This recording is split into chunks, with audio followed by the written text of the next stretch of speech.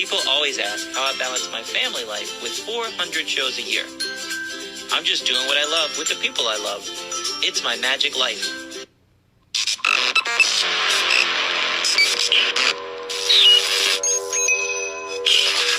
I like Wes Iseli. I like everything about him. All right, on today's podcast, we have Geoff Williams. He's a professional comedy magician who's traveled all over the U.S. performing and lecturing for magicians and in over 18 countries. Geoff is truly a funny dude. He's written for David Letterman show.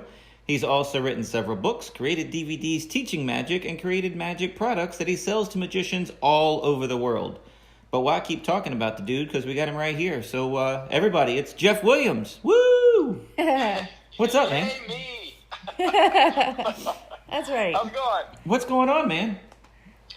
You know, life down here, I know, I hate to say this because people are going to listen to this and just turn it right off because you're up north and you're freezing and you've got snow and you can't get out of your homes and it's just a mess. And I played tennis this morning and it's a beautiful day down here. Yeah, this podcast is over. Florida. This podcast is over. I guess that's the end of the show. Yeah. Man, I'm having the blues. I was doing all right during the summer because we have 5 acres here. I have hiking trails. I can go outside and, cut wood and do stuff. But when it's cold and rainy and sleeting outside, I don't want to be in it. I just, ugh. So, yeah, that's what I'm dealing with. So, daggone it, I'm going to come move in with you until this thing's over. How about that? There you go. Well, we've got a guest room. All right, all 5 of us will pile in. Yeah, look at what you just did. You just messed up big. Yes, bring all 37 of your children. Thanks a lot. It's not my fault. My wife's a breeder. Hey. So anyway, when I was the president of the International Brotherhood of Magicians, I brought you in to lecture at our club, and you were fantastic. But I can't remember. I know it was that tour time, but do you remember how we first met? Was it at a magic convention or during that tour at another lecture? Do you remember? Yeah, I think it was at a convention. It was probably one up like NemCon or Scam or one of the others up and down the side there. Yeah, so I mean, also I was at the IBM National in Norfolk. Okay, all right. Well, that's in my backyard. Yeah, I just remember running into you at a convention. Then I brought you into our club, and we've been friends ever since. So thanks for being my friend. How about that? How'd you get started in magic, man? Oh, gosh. Well, I didn't get started in magic first. I mean, it was, at first it was comedy and theater. And that all started when I was 6 years old. I mean, you had show and tell. Okay. And I didn't have anything for show and tell because, you put it off until that morning because that's what you do as a child. And I looked on the back of the cereal box and there was a Porky Pig mask that you could cut out and put a string on. And I thought, that's it? Okay, I got something now. And so I went up and, they introduce you and I go up in front of the room and I put this mask on and all of the kids started laughing. I mean, it was just this uproarious laughter. And as I stood there, I thought, this is what I want to do. I belong in front of an audience. And where, public speaking and being in front of crowds and stuff, for some people is an extremely, terrifying thing. In fact, I think public speaking is one of the top 3, big fears. But for me, it's just like, I just like this. This is fun. I guess I was too stupid to be afraid. And so then it went on to like 7th grade.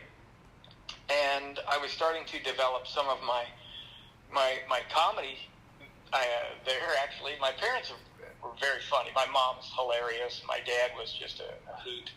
And so in 7th grade, we got to pick what kind of an oral report we wanted to do in front of the entire class. You could get up, and it had to be about a disease, some sort of an ailment. And, kids were picking, cancer, and they were picking heart attacks and blah, blah, blah. I chose diarrhea. Yeah, I was trying to get ahead of you. I couldn't do it. Yeah, and I actually, with a straight face, was able to get up. I did this. Now, this is 7th grade, so we're talking, 13-year-olds? And every time I said diarrhea or stool or or whatever. They went crazy. And the teacher, I kept looking at the teacher in the back of the room. She was smiling politely, like, okay, you're doing a fine job, Geoff. And all of the kids I became, a hero in the school at that point. And I absolutely loved it. And then right after high school, right out of, I was in all the theatrical productions in high school. However I could do it, it was usually a bit part because I was not handsome enough or tall enough to be, the main guy. But I could be, one of the henchmen, the Mercutios, And so I had this bit part in the Music Man. And like at intermission, somebody comes back and goes, "There's a talent scout in the audience." And we're all like, "Yeah, right, okay, yeah, sure." We haven't heard that one before, have we? And yet, at the end of the show, this guy comes backstage and he goes, "I want you, and you to go through Europe with us this summer." And so I got chosen to go through 7 countries doing the Music Man. Whoa! And it was absolutely incredible. And again, I just solidified everything I wanted to do.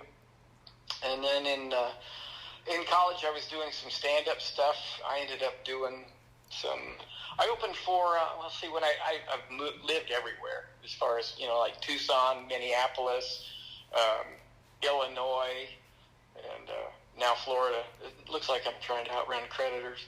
But, yeah, every time I think of Florida, man, I say, it's not Geoff. It's not Geoff. It's... I love it. I should have been down here a long time. If I never see a dog frozen to a fire hydrant again, it'll be too soon. Oh, so gosh. anyway, I ended up, when I was I was out of college. Lived in Minneapolis, moved there, and ended up performing at Knuckleheads Comedy Club, which is no longer there. It was in Mall of America, the gigantic mall that they have. Uh-huh. And I got to open for Lewis Black. Oh, Oh, nice. wow. Yeah, and Lewis was, how sometimes you kind of hate to meet your heroes. Uh-oh. As we do it in Magic as well. We've got some people that, you're afraid to meet them because they might be jerks, and Right. you don't want to know them that way. Lewis was like the nicest guy. He was like, go out there, have fun, don't worry about anything. That's fantastic. It was so neat. It was such a great experience. So comedy and comedy writing was my thing before. When I lived in Tucson, Arizona, is when I first lived in a town that had a magic shop. I'd never actually seen live magic. I've seen, Fantasio on the Ed Sullivan Show, and I saw, other magicians on television, Mark Wilson and Magic Land of Alakazam and Magic Circus. Mark recently passed away, and it was so sad. But he was one of my introductions to really good magic on TV, because I'd never seen a live magician, and I moved to Tucson, and all of a sudden I got to go into this magic shop, and the proprietor there, John Alexander, he had one leg, sat on a stool, and he would do the most incredible things. I mean, I got to see Glorpy. I got to see, the Hot Rod. I got to see Matrix kind of done, and it was just absolutely thrilling. And he said, well, there's going to be a group that's going to have a public show in the local theater, and it's made up of all these, the local SAM group, and they're really, big deals. And I said, oh, yeah, I've never actually seen a full live show. So I go to this thing, and it was incredible. It was so amazing. The closer for the show was John Schrock. All and right. This was before he had met, Mary Lynn, his wife. And John and his sister were doing a double sub-trunk thing with Alan Rasco and his wife, Bea. And Alan's an incredible magician, still lives in the Tucson area. Coining and card guy, just amazing. But I got to meet Adrian Van Vactor and Eric Buss, and there's Gene Collins, who was on Young Writers TV show that they filmed out in Old Tucson. And it was, I met all these guys, and they thought I was somebody else. There's another Geoff Williams, spells it the same way, who was a member of the Magic Castle Junior program. So anyway, I get invited to come to their meeting, and so I go to their meeting, and they just treated me as nice as could be. It was ridiculous. And I didn't know much about magic other than, buying some books and things. And 3 years later, I was, president of the club. It really got out of hand. Well, that's awesome, though, man. The way I had a club up here in Northern Virginia. It's the biggest club in Virginia, and they probably have 75 members. And the first time I went to that club, Wayne Allen, who's a FISM winner, he's been on my podcast, he just introduced me to everybody. And because, if not, you'd be sitting in the back of the room, afraid to talk to anybody, not knowing what click to. But the way he introduced me to everybody and just made it so friendly, I loved it. That's what it's supposed to be, man. It really is. And this was a group, I was out there, Mike DeShalit, who's a big deal hypnotist out there, and it's just all of these guys who were there. Bruce Martin, who used to do a lot of products like rubber doves, and he would make rubber. He had a rubber business card he gave me. He was really incredible. That's wild. And then Emery Williams, Emery and Nathalia had the big magic shop. It was out there, and I ended up working at that on Sunday afternoons. So, and they paid me with merchandise. That's it was awesome. Really a lot of fun because Emery would do all what you would call the slum magic. He would do the color vision, and he would do the ball and base, and he would do the, a pack a trick here or there, that kind of thing. And I was doing tricks out of John Bannon's books, and people would go, "How much is that trick?" And I go, It's over here in this book. You buy the whole book. So I was selling books, and back then it was VHS tapes, off the shelves left and right. Well, they were selling the other stuff off the shelves, and so it was like the perfect marriage of salespeople who had two completely different, looks at things. And then they would pay me with stuff. They'd go, "Well, go pick out some stuff." So I've got this really nice library, and a lot of it is made up of things that I was able to just pull off the shelf. Oh my gosh, here's Cardcraft by J.K. Hartman. It's 4 inches, 5 inches thick. Wow, and that's that awesome. kept me busy for quite some time. So, now I'm a magic fan. I love it. It's what I would be doing. Comedy magic is what I would do if I was independently wealthy and just had time on my hands. This is my dream job. That's what I said. If I hit the lottery, I'm still going to be doing this. Natalie said, "Yeah, but we don't have to do 400 shows a year, do we?" No, honey, no. Yeah, you can scale that back to like 340 or something. Right, yeah, I think so. Exactly, I think so. exactly. I think so. Have a day off here and there. Sure. So writing comedy and everything, and you did the gig for Letterman. Tell me, how did that come about, and how many times did you do that? Let's see here. They had a contest online, and it was I don't know how often, was it every week or something? Anyway, they would throw out a topic, and you would write potential top 10 things for it. And I got snagged for it. I won. I probably won 7 or 8 times in that particular contest, and then they contacted me and said, "You seem to have Letterman's voice."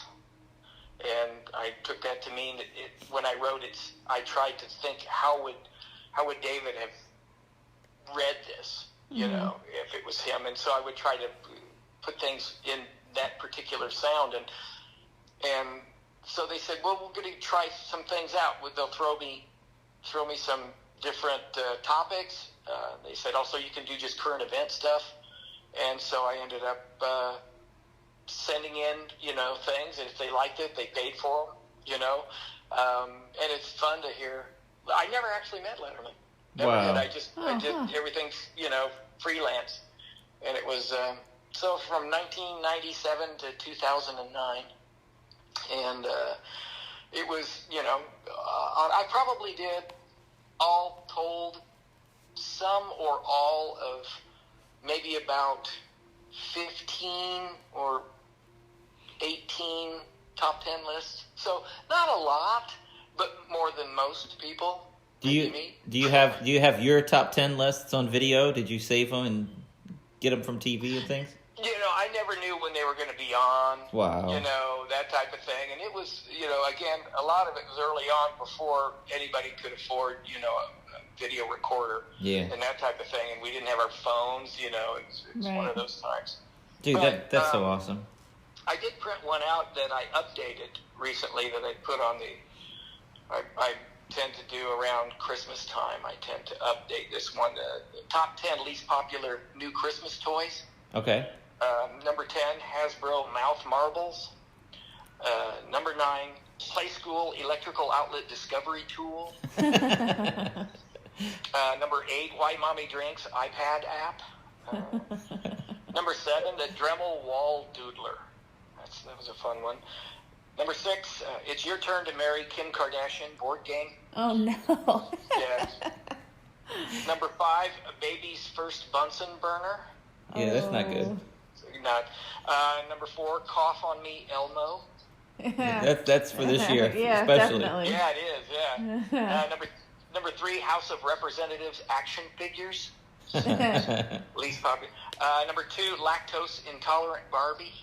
Oh, no. Oh. Yeah, and the number 1 least popular new Christmas toy for 2020, anyway, Donald Trump's Play Till You Win party game. Wow. Yeah. Dude, that's funny. I like it. I was little when he was doing those top 10 things, and I'd fast forward the top 10 list. But yours are funny. I like yours. Oh, thanks. Dude. Well, I mean, it was a lot of fun doing it. I never got the chance to actually go out to the Ed Sullivan Theater or any of that stuff, see stuff live. Had several friends be on there. Eric Buss did his Spring Snake Symphony thing on there. Yeah, I remember that. It was it's weird. It's really weird to have your stuff show up on TV, and not be associated with it in as far as anybody else knows. Because I can go, oh, I wrote that, and they'll go, yeah, sure you did. Right. Well, with his stupid human pet tricks, I mean, your sausage finger alone would be just fantastic. Oh, that's fun. That's a little thing. I didn't actually come up with that. That's Michael Baker. Really? In Illinois. He came up with it. I came up with a way to ditch it. Okay. And my presentation for it, which he then put into the actual notes that are along with it when you buy it. Well, Jeff McBride loves it. He just thinks that's the greatest thing. And Jeff he's probably got one on him, all the time. So for our listeners, we have magicians and non-magician listeners. Explain the sausage finger for us. Can you?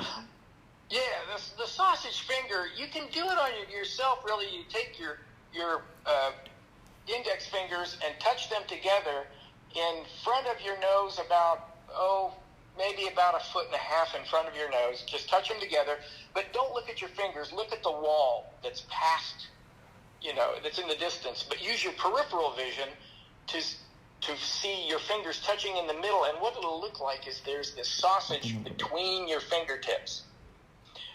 And if you separate your fingers slightly, that sausage looks like it floats in the air. It's a weird-looking little sausage that has, a fingernail on each end. I have a whole other show going on over here trying to get Natalie to do it. She got it. It's a real interesting thing. But then I go, that's and you have everybody in the audience do it. And I say, that's the beginner's version. This is the advanced version. And I have them look up at me, and my hands separate, and there literally is this sausage thing floating between my fingers. Nice. And I say, don't cross your hands, don't move them apart or whatever, because if you do that, it's, you won't be able to see it because it's all in your head. Hello? Did we lose him? Uh-oh. Hello? It's a party line. This is Wes Iseli. We were on the line with Jeff. Oh, I'm in the car, and I'm so sorry. I will turn off this car. Uh-oh. Jeff? Yeah, hi, you back? Yeah. Hey, there you go. Apparently you have Bluetooth in your car. No, I'm sitting in my living room. What is going on? Wasn't your wife? Did you hear that? No. What? Somebody called? Come on. No, seriously. All of a sudden, it got really quiet. My wife is coming in. Okay. Hold it. She's, honey, I'm on a podcast. You interrupted it. No, this is perfect. Yeah, it's fine. fine. We're keeping it in. It's Yeah. great. It's great. That was a magic trick. How do you do that? How do you get somebody on the car to get on the conversation? That is so funny. Yeah. Oh, that's great. She didn't see anything incriminating. Like, honey, you left your underwear out on the front yard again or something? No, she didn't. No. Oh, good. Okay. Anyway, what the heck? Sausage finger. Is that still available on your website? Yeah, it is. Yeah, JeoffWilliamsMagicProducts.com. It's not something that you would do at a party or something. It's pretty much for performers. It's a stage thing. You do it on stage. But I do have a couple of things for non-magicians as well. So if people are interested in a book or a DVD on how to do some really fun magic tricks, I have a couple of those that are actually aimed at non-magicians. So you don't have to practice all day. You're able to watch it and then turn around and, with a couple of minutes practice, be able to do it. That's awesome. Yeah, fun. And that's all available at Geoff Williams. Yep, JeoffWilliamsMagic.com, and it's Geoff, Geoff. It's one of those. Okay, but the JeoffWilliamsMagicProducts.com is just for magicians? Well, actually, no. JeoffWilliamsMagic.com is the main website. JeoffWilliamsMagicProducts.com has everything that I sell. Perfect. So, to magicians as well as non-magicians. Now, the stuff I sell to magicians, for the most part, would bore non-magicians. Right. Because it gets real technical. And most people don't care about, the Visor concept or, a Tenkai side steal. Right. Right. Well, they're just real that they flake out. They don't want to hear that kind of. Actually, I don't want to hear that kind of stuff most of the time. But it's there are, like I said, a couple of products that are for they'd be good gifts for non-magicians just because they're really fun things. Well, everybody loves sponge balls and things that happen in the spectator's hands, and your trick, bare hands, is awesome. Can you explain that to the audience? Oh, yeah, thanks. That's an interesting. A while back, there was this trick by Jim Pace called the web. And what it is, for those of you who don't know, it uses 4 playing cards, and there is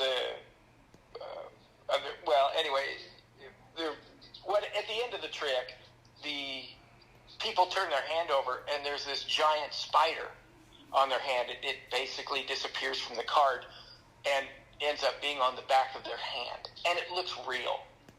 Now, I have arachnophobia, okay? If I turn my hand over and there's this giant hairy spider on the back of my hand, I'll be doing laundry. Yay. Me and you It both. won't be good. Yeah, and if somebody's got, a really bad heart problem, you can't do that for them. And you can't ask them ahead of time, do you have a heart problem? I have a trick I want to try. Yeah. Yeah, and if they do have a heart problem, you can't do it for them more than once. That's very true. So, yeah. So anyway, I love the visceral, reaction that you get, but you can't do it, or at least you shouldn't do it in a restaurant setting. I was doing restaurant magic, and still do some. You can't do it, around food. You can't do it. I was doing this thing at a hospital, going room to room, entertaining people on Sunday afternoons. You can't do it there. It has so many problems. And I thought, and they almost fixed it. They almost did, because they came out with a product they called Butterfly Love. Yeah. And so it was the same trick. When you turn your hand over, there was this gorgeous 3-dimensional butterfly on the back. But they took it away from you because it cost $16. Yeah. For the butterfly. You can't just, give those away like that. So I thought, it would be really, really nice to do something else that is a giveaway. And I found these cute bear stickers, And now the bear, there's a bear card. It doesn't have anything, and then another bear card, but the fourth one is a bear card because it's got a picture of a bear on it. And so you get this wonderful byplay of the words, and the bear ends up disappearing from the card. Nobody can find it. It's supposed to go between the person's hands, and ends up being on the back of their hand. And it's nice in that it can be done for a small child. And very few card tricks can you do for a small child. And this one, not only you're not going to kill anybody with it. It's a cute little bear, and they get to keep it. So because the stickers are fairly inexpensive, so it solved what I thought were all of the problems. It doesn't have the gigantic, huge surprise that you get with a spider on the back of your hand, but it has probably fewer lawsuits associated with it. So. Well, Natalie was reminding me. I did it to my daughter when she was 3 with the spider on the back of her hand, and we videotaped it, man. She's all smiles when the 3 of the cards have, well, all 4 of them, wink, wink, have spider webs on them. Spider webs, right? Yeah, and one by one they disappear or something. Well, what happened? Well, the spider must have left or whatever your patter is. And when my little 3-year-old turned her hand over, man, I mean, it was wailing. It was an ear-piercing scream. And I'm like, I can't. Her hand was shaking as far away from her as she could get it. And I thought it would be funny, but it was sad. I can't use that video. We deleted it. It's like, that's child abuse, man. Golly. It kind of, but here's the thing. When you can do it is in like a sports bar on Halloween. Yeah, absolutely. Or for the waitresses at a restaurant, because they want to see something, and you tell them, all right, let's try it. Yeah, and everybody's dressed as a ghoul or a witch or something, and so the atmosphere, then that is a perfect trick for that particular style. If you're going to be in a haunted house and you're going to get people gathered around and show them something, and have it appear on their head. Oh, that's an absolutely wonderful thing. Lance Burton used it on a TV special, and they got, reaction after reaction of these adults screaming, right. Which was great for TV, bad for the person who had it on their hand. But that's part of, entertainment, I suppose. But anyway, Halloween is a perfect time for that particular. But if somebody's breaking into magic, bare hands isn't hard sleight of hand, so anybody could buy it, even though it's geared towards magicians. I mean, a school teacher could do it, or a police officer that wants to do something cute for the children. They could do that trick easy enough. Oh, and it's a giveaway. Easy to do. Yeah. Yeah, it's a great trick. Like I said, I think it solved a lot of the problems that were in the original. And it has one simple move that you only do once. So, I mean, there you go. It's hard to beat. So, on your bio, it said 3-time Magician of the Year by IBM. How did you get nominated for that? I mean, I know you're awesome, but how do you get in the nomination category for Magician of the Year? Oh, wow. So that had to do with, it was a regional Minnesota, you end up performing, I'd won, I won like stage and close up, and I was doing some regional stuff. I went to the Houdini convention, won things there, went to Iowa, went to the convention they had in Des Moines, Magic Mania, won stuff there. I mean, and just kept getting nominated to the point where it's like Tyler Erickson up in Minnesota. He's no longer eligible because you're only allowed to win 3 times. Oh, that's awesome. Yeah. So it was. I mean, it was just. It was nice to be recognized by your peers. So when you did that lecture tour and you went to 18 other countries and all that, how was that tour? It was phenomenal. I went through. Well, I've done several tours of Europe and through England, Scotland, been through, let's see, where else? Australia, Canada, all over the U.S. There's still some places in the U.S. I'm still wanting to go. And I haven't been to the Far East. I haven't done Japan and China. I would love to be able to do those as well. So I'm But Italy. It's I love Italy. If Maurizio Mancini and Maurizio Broccolo, it turns out everybody there's named Maurizio. It's kind of weird. If you're listening, I want to say hi, and Frank Cadillac and Marta Borgo, and all my peeps over there. And of course, in England, I spent so much time in England. I was a constant fixture at Martin Cox's house for quite some time. But I got to lecture at the Magic Circle, and perform there. That's so much fun. That was a great group. I just want to go. I just want to go someday. I whether I lecture there or not. Man, what a cool place. It really is. It really is. And you're walking around and meeting, Robin Dawes, or I know it was Eddie Dawes was there. Robin Dawes is one of ours. Eddie Dawes over there, and just a bunch of really fun. Noel Britton, and who's now current. He's the current president of Magic Circle. These guys that you read about in the magazines and stuff, and it's like, oh my gosh, this is just absolutely wonderful. I got to see Robert Harbin's original Zigzag. They have they have it on display. Yeah. It was just absolutely incredible. Is it as big as a Volkswagen? What's that? Is it as big as a Volkswagen? I imagine it was really huge back then. No, you know what? It's the ones that you see being used nowadays, about the same size.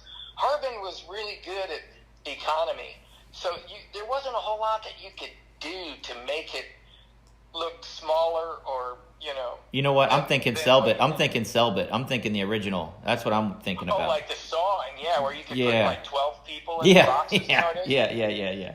Sorry. This Zigzag was, remarkably, I was shocked. I thought, well, this is like a copy or something that's more modernized. And no, that's actually the one that he made and used. And it was, it looked like I said, the ones that they have nowadays. So it was incredible how ahead of the game Harbin was. Well, that trick still holds up, man. Magicians kind of poo-poo it because they've seen it a million times. But you take that to any dinner theater, or any kind of nightclub type show that you're going to do, that they don't know it, and you can do it totally surrounded, and it doesn't make sense. Yeah, it's a great visual. It really is, and there are quite a few of those in the world of magic.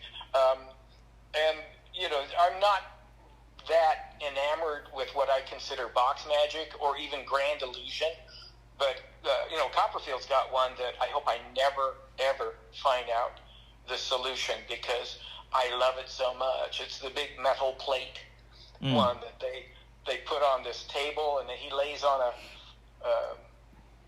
shelf underneath the table, and then they put this big rubber sheet over the steel plate, and he ends up coming through it. Yeah. You can watch his hands and come, and then they pull the cover away, and it's not rubber, it's what is it? It's like you see his spirit rising through the metal, and the cloth is bending in the middle and forming around his hands. It's like a big spandex cover, and he comes through it, and then they whip it away, and he's laying on top of this, steel plate. And the plate is larger than the table, so it kind of hangs out all over the place. I got nothing. I've seen him do that one probably, live. I think I've seen him do it maybe 6 or 7 times. And I've seen him do it on television, and I've rewound, and it's like, nope, got That's nothing. funny. I got nothing. And I love it. I love that feeling. It's probably why I got into magic, because I like seeing things that either shouldn't or can't happen. And magic doesn't have to be completely impossible. I think it's okay for magic to be improbable. My friend Paul Vigil out in Vegas has got the greatest thing. He says, well, that's not magic, because that's 1 in a million. Magic is one and can't happen. Right. And I love that saying. However, I think that you can mix in improbable, because finding somebody's playing card in a pack of 52 is just improbable. Right. Rubbing your hand on a card and having it turn into theirs. That's impossible. Right. So so you can mix them and still have. I think that's a good thing. I think that works very, very nicely. You can play the odds. And man, you can talk theory and just one trick and perform it 10 different ways to have it go 10 different feelings. That's what's cool about magic, and that's what we end up doing at magic conventions. Well, that's possible, but if you just change the wording, now it's impossible. It's not coincidental now. Now that can't happen. Yeah. Yeah, I'm rereading a book by Juan Tamariz, the great Spanish magician, the master. It's called The Magic Way, and it has to do with, false solutions and how can you make certain things stronger by just how you work through the procedure and picking this method over this one. And it's not about the method, it's about what does the audience perceive, and if they do perceive this, how can you cancel that out? And to me, that's really what makes magic really, really fun, is if you go, well, what can I do to make this better for my audience? Because it's not about me. The magic is always about the audience. Right. And if they figure out the trick because of my ineptness, or that type of thing, I haven't hurt me at all, technically. I've hurt them because I took the magic away. Yeah. And so that's another reason why you shouldn't spill secrets just willy-nilly all over the internet to people who are lay people. Now, most lay people are not going to go looking up how to do the zigzag and figure out the secret or whatever. They could care less. They've got more important things to do with their time. But there are some exposure things, that were done, like on television, people who were just channel surfing. Right. Yeah. And you get that masked magician guy who's he's not a magician at all. He was giving away the secrets. He's an anti-magician. He was making it so the audience could not experience the magic, or if they did, they experience it, and then he explained it, he would take the magic away. And I think that's the worst thing we can do for our audience, is to share the secret. And it's not because of us, it's because of them. Well, look at how giddy you got with David Copperfield's trick. I mean, that's the feeling that you're taking away from people. You're taking the enjoyment away. Yeah, I don't want anybody to come up to me and go, let me tell you exactly how that's done. Because that would so just ruin that fluffy, fuzzy, warm feeling that I get every time I even think about that trick. And if you say Copperfield's a cool dude, you'd look up to him. King of Magic is what Society of Magicians called him. But I mean, if you said, he's just pulling a lever and there's a trap door and he's doing this and crawling through, the cool dude is just on his hands and knees crawling. I mean, it takes away all the coolness of that trick and the illusion that he's creating. That's not what you want. I have to admit, I've got a little disclaimer. I did have a trick that put me on the map. That's called the I Hate David Copperfield trick. However, yes. And I caught a lot of flack from, it was mostly kids on the internet going, Copperfield's better than you'll ever be, blah, blah, blah. It's like, I don't think you saw the presentation, did you? Because it really has to do with me being jealous of him, because when people find out I'm a magician, they instantly compare me to Copperfield. Did you walk through the Great Wall of China? Did you, marry a supermodel and all that? And so now it became me really liking him, and I don't really hate him. I just wanted to, try to live up to the title magician, that when you think magician and you think Copperfield, it's something we could never actually attain, just because he's just, he's the GOAT. Yeah. Yeah. Love him or hate him, man. And I'm finding out there are people that, in the industry that don't like him, and I don't understand it. I'm like, what? What? Yeah, but me, it's jealousy, it's everything. But, there's way more people that love him. So, he's awesome. I love David Copperfield. Yeah, and I never talk magicians down. Even, when there was a time when I think hating, any of the Chris Angels, of the world was in vogue with some people, that people would come up to me and go, wow, what do you think of Chris Angel? And I would say, well, what do you think of Chris Angel? And they'd go, I think he's fantastic. He's the best thing I ever saw. And I'd go, isn't he? Isn't that just the best? And you just fan that flame. Yeah. You know, you want people to like magic, and then look forward to coming to your show because they liked what they saw on television, or they liked, you know, what they saw anywhere in a restaurant, or when they went to Vegas and they went to Matt King's show, or the MGM in South Copperfield or whatever. You want to promote magic always in a good vein. You don't want to be, Chris, he's a terrible guy, he uses camera tricks, and he's got 13, you know, twins in his show or whatever. You guys have twins. You could use twins. We're hoping that works out. We don't know if they're identical or not yet, so that's a big thing. If they turn out not to be identical, I'm putting one back. That's useless. Now, cosmetic surgery. Okay, there you go. There's always a way. Yeah.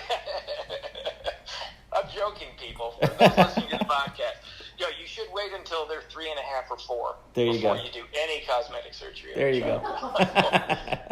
Live and learn on that one. So we were doing the pre-interview, and I told Geoff, I said, you're scaring me, man, because you're the most laid-back person I've ever had.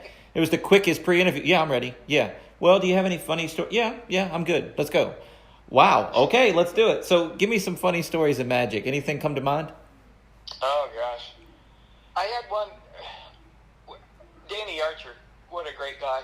He saw me win a contest, I think it was at the Houdini convention, and invited me out to his Las Vegas Magic Invitational.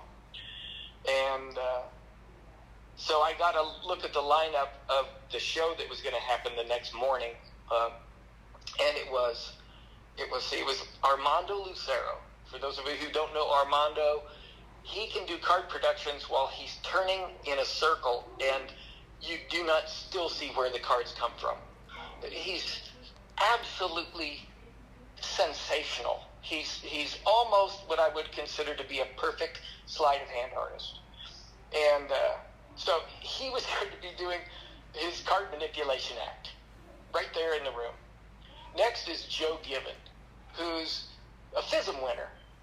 And he does this beautiful thing where he swallows pins and spits them in an apple, and it, spells out in the apple, stuck with pins in, the name of the card that was selected previously. Well, I haven't seen that. Unbelievable. That looks cool. That sounds cool. It's really incredible. And then following him was Shoot Ogawa, Shoot from Japan, now lives out near the Magic Castle in Hollywood. He does this thing. It's a 4-coin trick called Matrix. Most of us do it with 4 coins. He does it with 2 sets of 4 coins and does it one-handed, left hand and right hand, at the same time. Oh. I mean, it's, the skill level is off the chart. And then it was going to be me. Okay? Sausage finger. I know. And so I don't think I got much sleep the night before, and I'm laying there in bed going, what am I going to do? I mean, I'm going to do some my comedy stuff. I'm going to do, this card thing, but what am I going to do? And so I ended up writing some comedy mentalism stuff and debuted it there, and it went over huge. It was really fun.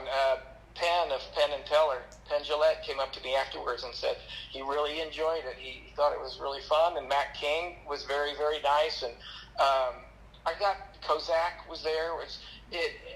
That to put me on the map with those folks, and Cosmo of Cosmo Magic was there and instantly signed me. He and Tim Trono signed me to a DVD deal, which was Miracles for Mortals, which was my first and only DVD set, and it went very, very well. So Cosmo has always treated me great.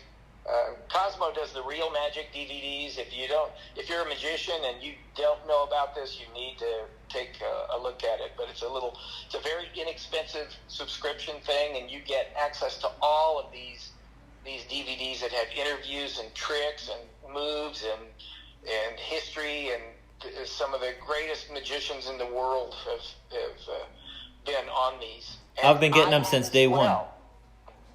And what's that? I've been getting them since day one. I have every single one. But I get the DVD I'm on version. The John Carney one. I know I'm on the one with John Carney on it. I'm gonna go back and rewatch it. I know I've seen it, but it's been a while. There's another one with Mike Caveney doing his bow and arrow thing. I'm on that one. I popped up on a few here and there. I'm filler, obviously. Are you doing the magic for monkeys? Monkey, whatever he calls it? Yeah, Move Monkeys. Move I was Monkeys. on one of those. Okay. But were you interviewed or Move Monkeys? What do I look for? I don't know.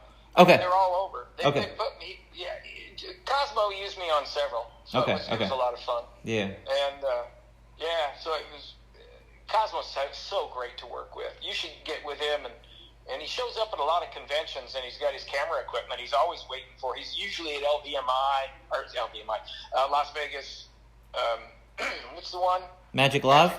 Yeah. Magic Live. He's usually at Magic Live, and he'll be sometimes at the big conventions, and you'll see he's got this camera that's the size of a small child, right, on a tripod, and he'll take everything from interviews to moves and stuff like that. He's always looking for content, and he finds some really neat stuff.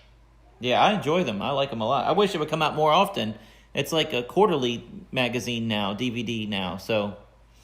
It's a lot of work. Yeah, I guarantee it. It's a lot of work on that. But the thing is, for like $5 a month, you can go back through the entire archives. You can go back to every one he's ever done. Yeah.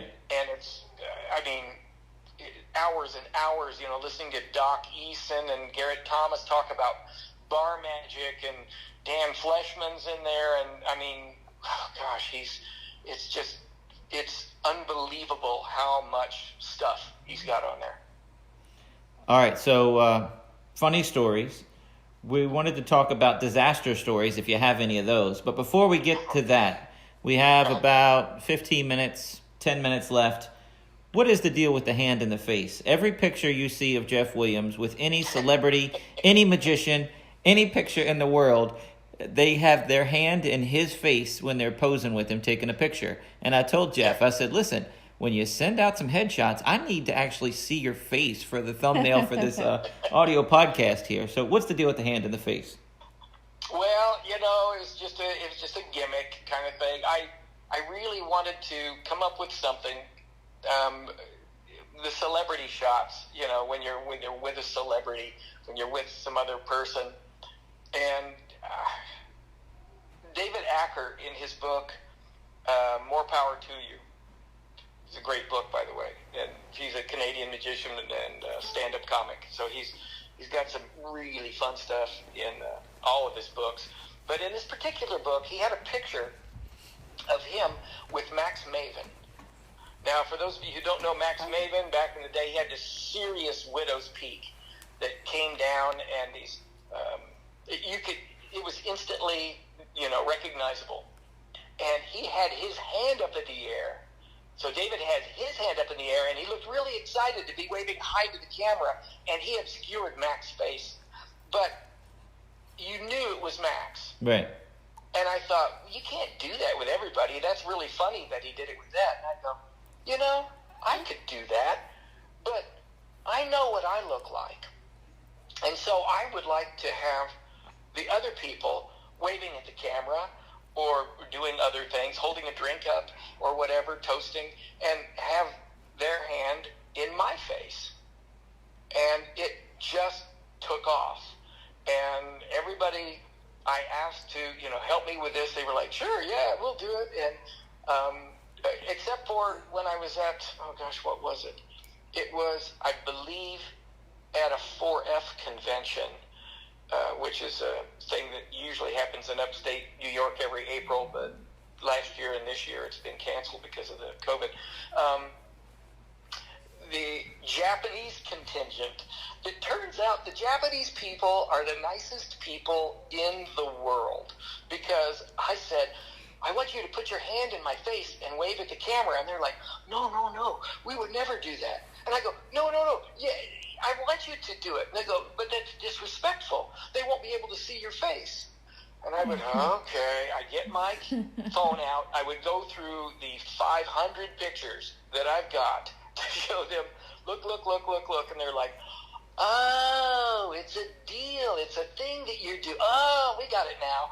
And I had to do that with every single Japanese person. Wow. Because they were just so, they were so not wanting to put me in a bad light. They did not want to be disrespectful. And, you know, I'm like, more people should be that way, really. These are some very, very close friends now. Well, don't you have a picture of your? Hands in my face. Don't you have a picture of your wife doing that, like on your wedding day? Oh, yeah, she used a veil. So she leaned backwards with her veil and held it up in the air because we got married on the beach. And so she's leaning backwards and she's got this veil, and I'm standing, you know, behind her and off to the side a little bit, and the veil is going right across my face. Now, that did take about 12 pictures to get it to look just like that because the wind was blowing. That's awesome. But the final is just wonderful. And that was probably that I filed that away. And when the Acre thing came around, it's like, okay, now I can do this. That's awesome. All right, give me a disaster story. Do you have a disaster story? Let's see. I used to do a thing where I'd have everybody in the audience, you know, I deputize them because I'm going to tell a secret, you know, but it wasn't really a secret, but I was going to tell them a secret and share it, teach them a trick. And I would tell everybody to raise your right hand. Everybody raise your right hand. Raise your right hand. So this guy raised his left hand. And I was like, no, sir. Put that down. I want you to raise your right hand. He didn't have a right hand. Oh. His entire arm was missing. No. And it's like, I said, okay, everybody but this guy, raise your right hand. Sir, you can raise your left hand. And it got a little bit of a laugh, and I thought, I can't do that anymore. That one hurt me. That felt really bad. Well, and you're in the rhythm of the show, and people do make mistakes, and you're in the rhythm, and you just yell that out, and then it just hits you like a ton of bricks. I can't imagine. Oh my gosh! And you know, there was uncomfortable laughter. You know, they felt really sorry for me. You know, and from now on, I just say I need everybody to raise a hand. Yeah. And I don't care which hand you raise. In fact, if you don't raise a hand, I'm not going to call on you. Yeah, right. No harm. I mean, I can't afford. Yeah, I don't want my audience to ever feel bad, right? You know, but at an expense of a laugh or anything. So, yeah, that was one that I will always remember. But see, that automatically rewrote part of my show for me. So that was good. There was another horror story where, and this was in Italy, by the way. I ended up taking a train from Bologna to Milan, and I get into Milan, by the way, the train station there is arguably one of the largest train stations in the world. It's, you know, larger than a football field. It's just huge. And so I get off the train, and I'm thinking, my guy's going to be there, and he's going to say, hey, I'm so-and-so, I'm going to be, you know, your host or driver or whatever. And I get off the train, I've got these large bags of luggage, and there's nobody there to meet me, and the flow is just, I mean, it's just this mass of people. So, okay, I go along with the flow. I go to the main area that, like I said, it's just huge. It's gigantic. And I go up against one of these columns, and I'm standing there, and I'm probably standing there for 20 minutes. And I'm thinking, is this guy outside? Is he waiting for me in a car outside? Now, this was before cell phones. And so I was like, I don't know where, is he in here somewhere? If I go out there looking for him, is he going to come in looking for me? We're going to miss each other? Am I going to spend the rest of my life in this train station? Because I don't know how to contact this guy. And so I pulled out a deck of cards, and I started doing some fans. I started doing like the Sybil cut, and some people started watching me. And so then I decided I don't care if they don't speak English. Maybe English is fairly popular in Europe, so I launched into, you know, shooting cards up in the air, catching them, and then going around and having people select cards, having people name cards out loud, and having them pop out of the deck and come out of my mouth, and I just started jazzing. And I ended up with about maybe 20, 25 people in like a semicircle, because my back and my bags were by this big column. I didn't want my bags get stolen. It would just be another great part of it. Icing on the cake, yeah. Oh my gosh. And so I'm doing all this stuff, and I've created this little, it's almost like busking, really. But I had them laughing, applauding, and yelling. And this guy comes walking straight through the crowd, comes right up to me and says, I am so glad you did that. And so he was my guy. He didn't know how to find me. Wow. And so Aw. we had both lost each other. We had no clue how to get together, and magic ended up saving my life. Aw. Wow, that's awesome. That's Yeah. awesome. Wow. So I'm very happy that I studied, the Chris Kenner book and learned Sybil and some of that stuff, the pre-cardistry things. Well, I learned in this podcast that you used to do stage. Do you still do stage magic? You say you competed in the stage. I know you as a close-up parlor guy. Yeah, no, my stage routine, I had a version of shooting the, sign card out of the air with a dart gun, the Chad Long thing. Okay. I would do the in over her head, the rope trick, the Steve Bedwell rope trick, and I produce a bowling ball, out of an empty bag. Would make my head expand and contract with no covering whatsoever, and it was a lot of zany. There's just a huge lot of zany stuff, but it's it's stage stuff, but not. I never did Grand Illusion. I never did doves. I would never work with animals that could either die or poop on me. That's a good rule. That's funny. I got to tell you, it's tragic, but a dead dove can be very, very funny if you do it right. I actually Johnny Thompson came up with an idea for a FISM act that was the Dead Dove Act, and it was every bird I come out and I say, I'm sorry, I'm late. My car got impounded, and I haven't been able to really check on things, but you guys are here for a show, so let's get this going. And they would reintroduce me, and I'd come out, and every dove that I would produce was either dead or dying. Now, they're not, before everybody gets mad, they're not real doves. They were either mechanical or they were fake in some way. And at the very end, I actually produce one real, actual, live dove that I take and, do the kiss and turn and throw it up in the air, and it hits like a ceiling fan and just explodes in feathers. Oh, gosh. Yeah. So, but no animals are harmed, none whatsoever. So, It's a trick. It was a comedy, obviously, a very politically incorrect comedy act that I think would still be funny, and it would still play in most parts of the world at magic conventions, but not for normal humans. And normal humans are the ones that pay the bills. Yeah, exactly. Well, I'm lucky enough that magicians have been one of my best clients.